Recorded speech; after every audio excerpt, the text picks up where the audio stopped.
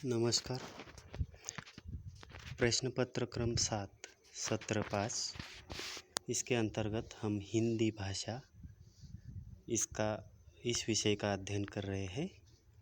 इसमें हमने भाषा का स्वरूप इसको देखा। उसके उपरांत हम भाषा के परिभाषा देख रहे थे। उसमें हमने विभिन्न विद्वानों द्वारा दी गई परिभाषाओं पर हम पिछली तासिका में चर्चा कर रहे थे। हमने उसमें पाश्चात्य विद्वानों द्वारा दी गई भाषा की परिभाषाओं को हमने देखा। अब हम पाश्चात्य विद्वानों के द्वारा दी गई परिभाषाओं के बाद भारतीय विद्वानों की दी गई परिभाषाओं पर चर्चा करेंगे। पाश्चात्य विद्वानों के साथ साथ भारतीय विद्वानों ने भी भाषा को परिभाषित करने का प्रयास किया है। पाश्चात्य विद्वानों की परिभाषाओं के उपरांत अब हम भारतीय विद्वानों के द्वारा दी गई परिभाषाओं पर चर्चा करेंगे, जो इस प्रकार से है। सर्वप्रथम हम देखते हैं कि इसमें अलग अलग विद्वानों ने अपने अपने मतानुसार परिभाषा देने की कोशिश की है। इसमें पहला विद्वान है शीर स्वामी, जिन्होंने भाषा को परिभाषित करने का प्रयास किया है। वो उनके मतानुसार वह कहते हैं कि जो भाषित की जाती है, अर्थात व्यक्ति वर्णों के रूप में बोली जाती है, उसे भाषा कहते हैं। यानी कि व्यक्त वर्णों के रूप में जो हम बोलते हैं तो उसे ही वह भाषा कहते हैं। दूसरा विद्वान है कामता प्रसाद गुरु। इन्होंने भी भाषा को परिभाषित करने का प्रयास किया है। उनके मतानुसार वह कहते हैं कि भाषा वह साधन है जिसके द्वारा मनुष्य अपने विचार दूसरों पर भली भांति प्रकट कर सकता है और दूसरों के विचार आप स्पष्टतया समझ सकता है। यानी कि इनके कहने का मतलब है कि भाषा एक ऐसा साधन है जिसके माध्यम से मनुष्य जो है वह अपने विचार जो है वह दूसरों के पास स्पष्ट कर सकता है और दूसरों के विचार जो है अपने आप वह स्पष्टतः समझ सकता है। ऐसा इनके कहने का तात्पर्य है। तीसरा जो विद्वान है पतंजलि, इन्होंने भी अपने मतानुसार परिभाषित करने का प्रयास किया है। उनके मतानुसार जो वाणी में वर्णों के माध्यम से व्यक्त होते हैं वही व्यक्त वाक भाषा है, ऐसा इनका कहना है।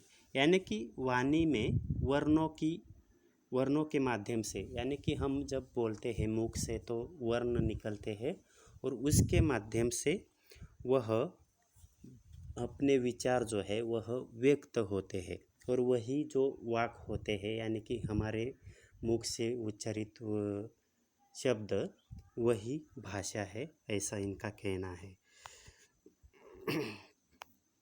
इसके उपरांत डॉक्टर गुने ने भी भाषा को परिभाषित करने का प्रयास किया है। डॉक्टर गुने के मतानुसार ध्वन्यात्मक शब्दों द्वारा हृदयगत भावों तथा विचारों का प्रकटीकरण ही भाषा है, ऐसा इनकी परिभाषा में दिया गया है। यानी कि ध्वन्यात्मक शब्द हमारे मुख से जब शब्द ध्वन्यात्मक होकर वह अपने हृदयगत भावों को तथा विचारों को प्रकट करते हैं तो वही भाषा है। यानी कि भाषा के माध्यम से ही हम अपने हृदयगत भाव तथा विचार जो है वह दूसरों तक पहुंचाते हैं। इसके साथ ही अगले विद्वान है श्याम सुंदर दास। इन्होंने भी बहुत ही सरल ऐसी परिभाषा दी है। उनके मतानुसार विचारों की अभिव्यक्ति के लिए व्यक्त ध्वनि संकेतों के व्यवहार को भाषा कहते हैं, ऐसा उनका मानना है। यानी कि विचारों की अभिव्यक्ति करने के लिए जो व्यक्त ध्वनि होते हैं वह संकेतों के व्यवहार को ही भाषा कहते हैं, ऐसा इनका मानना इनकी परिभाषा से हमें दिखाई देता है। इसके साथ ही डॉक्टर बाबूराव सक्सेना की परिभाषा है। यह भाषा विज्ञान के जाने माने विद्वान माने जाते हैं। इनके मतानुसार जिन ध्वनि चिन्हों द्वारा मनुष्य परस्पर विचार विनिमय या सहयोग करता है उनको समष्टि रूप से भाषा कहते हैं। यानी कि ऐसे ध्वनि चिन्ह जिनके माध्यम से मनुष्य जो है अपने विचार जो है वह एक दूसरे से विचार विनिमय करता है तथा एक दूसरे से सहयोग करता है, तो उसे ही भाषा कहा जाता है। ऐसा इनकी परिभाषा से हमें दिखाई देता है। इसके साथ ही अगला विद्वान है आचार्य डॉक्टर देवेंद्रनाथ शर्मा। इन्होंने भी भाषा को परिभाषित करने का प्रयास किया है। इनके मतानुसार जिनकी सहायता से मनुष्य परस्पर विचार विनिमय या सहयोग करते हैं उस यादृशिक रूढ़ ध्वनि संकेत प्रणाली को भाषा कहते हैं। यानी कि हम ऐसे कुछ साधनों का सहारा लेते हैं कि जिनके माध्यम से हम अपने हृदय में स्थित भाव या विचार जो है वह दूसरों तक पहुंचाते हैं। यानी कि उस यादृशिक रूढ़, यानी कि पहले से वह रूढ़ है और वही ध्वनि संकेत जो है उस ध्वनि संकेत की प्रणाली को भाषा कहते हैं। इसके साथ ही आगे सरयू प्रसाद अग्रवाल की परिभाषा है। सरयू प्रसाद अग्रवाल के अनुसार भाषा वाणी द्वारा व्यक्त स्वच्छंद प्रतीकों की वह रीतिबद्ध पद्धति है जिससे मानव समाज अपने भावों का परस्पर आदान प्रदान करते हुए एक दूसरे को सहयोग देता है। यानी कि यह भाषा एक ऐसी वाणी द्वारा व्यक्त स्वच्छंद रीतिबद्ध, यानी कि बहुत ही ठीक से सजाई हुई पद्धति है जिसके माध्यम से मानव समाज जो है वह क्या करता है कि अपने भाव तथा विचारों का परस्पर आदान प्रदान करता है। अब हमारे भाव जो है वह दूसरों तक स्पष्ट करता है और उसके भाव जो है वह आदान करता है, प्रदान करता है। इसके साथ ही वह मानव समाज अपने भावों का परस्पर आदान प्रदान करते हुए एक दूसरे का सहयोग देता है। इसके साथ ही डॉक्टर देवी शंकर द्विवेदी की परिभाषा है। इनके मतानुसार भाषा, यहाँ पर थोड़ा शब्द में मिस्टेक है, भाषा यादृशिक वाक प्रतीकों की वह व्यवस्था है जिसके माध्यम से मानव समुदाय परस्पर व्यवहार करता है।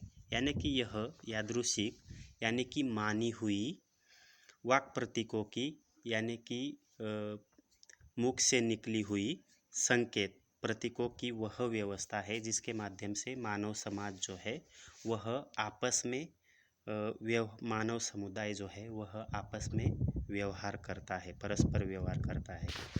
इसके साथ ही अगली परिभाषा है भाषा विज्ञान के बहुत ही प्रसिद्ध विद्वान है डॉक्टर भोलानाथ तिवारी।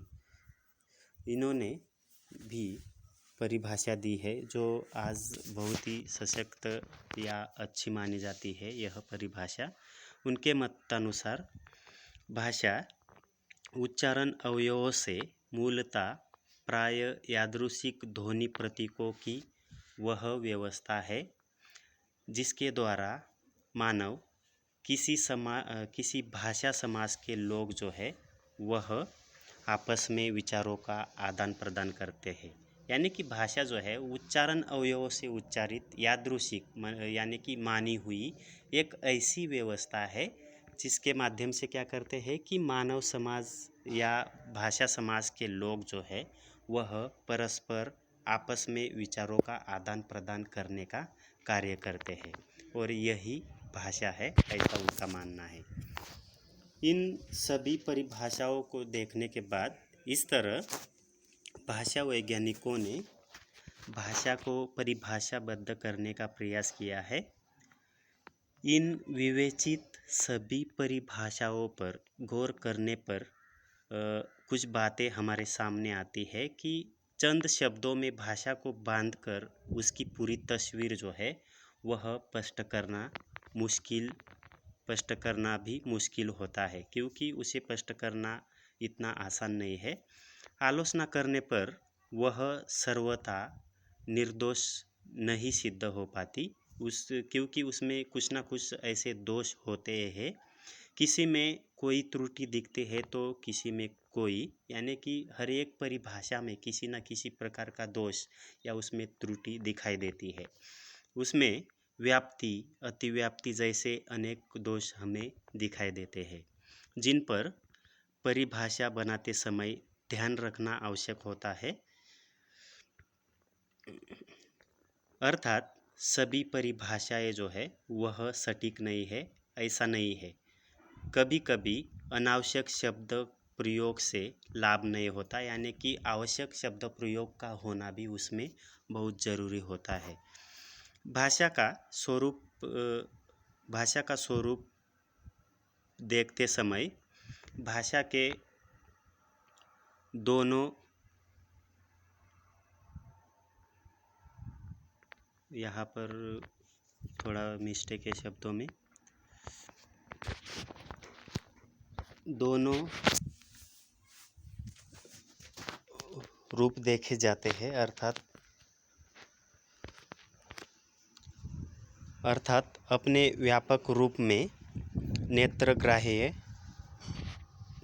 तथा स्पर्शग्राह्य और श्रोतग्राह्य वह साधन है जिसके माध्यम से, यानी कि हम जब भाषा को स्पष्ट करते हैं तो वह अनेक साधनों के द्वारा स्पष्ट किया जाता है। तो उसमें नेत्रग्राह्य तथा स्पर्शग्राह्य तथा श्रोतग्राह्य यह साधन माने जाते हैं, जिसके माध्यम से हम सोचते हैं तथा विचारों और भावों को व्यक्त करते हैं।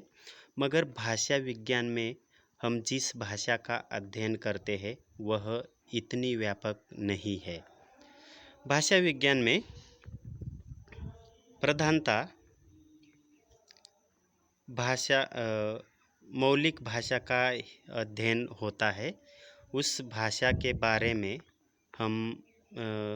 में संक्षेप में कहा जा सकता है, और इसके आगे का जो भाग है वह हम अगली तासिका में